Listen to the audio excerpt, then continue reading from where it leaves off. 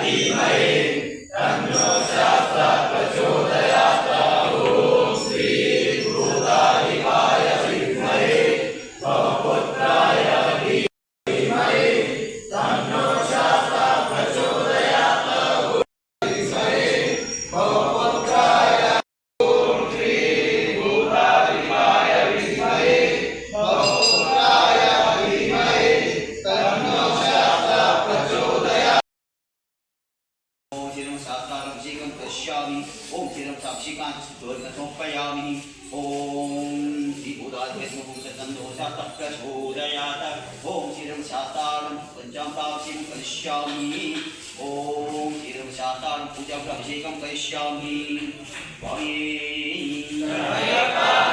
शिव शिव शिवाय अभिषेकं करिष्यामि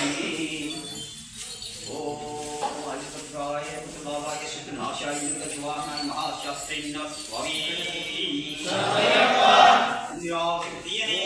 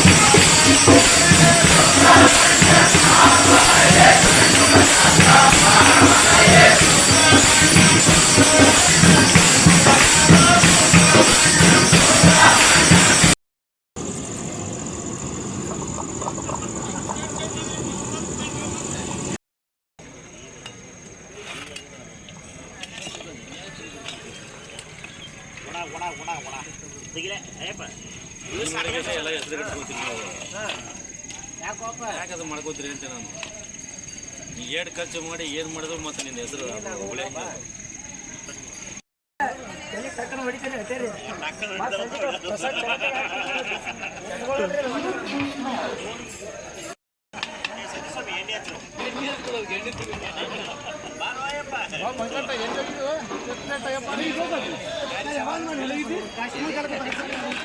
ಬರ್ರಿ ಸೊಕರ್ ಒಳ ಬರ್ರಿ